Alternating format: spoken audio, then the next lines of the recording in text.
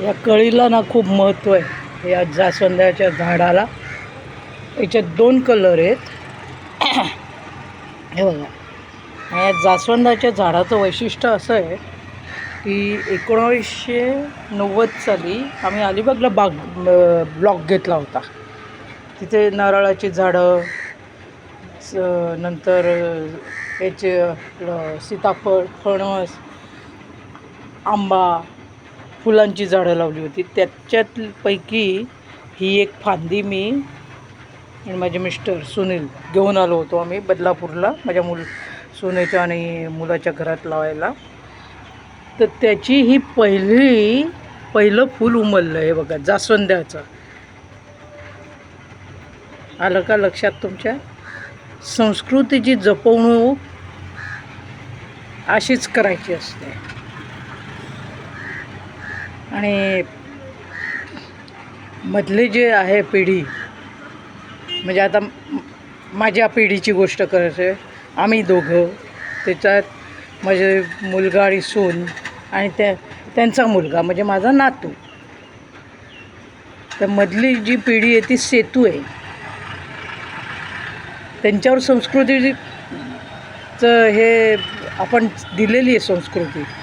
मग त्यांच्या थ्रू त्या नातवापर्यंत संस्कृती पोचवण्यासाठी आजी आजोबांनी प्रयत्न करायचे असतात. रुजलेली आहे संस्कृती आपली. तर हे उत्तम उदाहरण आहे की नाही, हे मला तुम्हाला सांगायचं आहे. म्हणून कुठलंही निस्वार्थपणे तुम्ही वृक्ष लावा, हे पण सांगायचं तात्पर्य आहे. आणि आपल्या संस्कृतीची जपवणूक करा. त्याच्यानंतर धुरा पुढं देऊन टाका आता एक बरं का. लोभ करू नका, लोभ. आणि आपल्या संस्कृतीची जपवणूक करा. लक्षात आलं का तुमच्या? हे बघा, हा असा निसर्ग आहे इकडं, पूर्ण छान निसर्ग आहे. मी बदलापूरला बागपूर म्हणते, वाघपूर नेहमीच.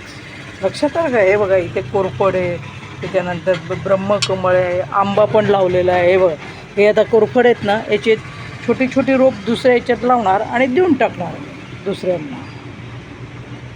ते बघा कसं मस्त उमललं आहे. काय कलर आहे बघा त्याची, छटा बघा, छटा त्याची. चला, धन्यवाद. मग झाडे लावा, झाडे जगवा. तुमचीच मैत्रीण, निसर्ग मैत्रीण स्वाती आफळे, निसर्ग मैत्रीण, लाफ्टर योगा मास्टर, कर्तव्यदक्ष पोलीस मित्र. धन्यवाद. तुमचं स्वागत आहे सगळ्यांचं. जय हिंद, जय महाराष्ट्र.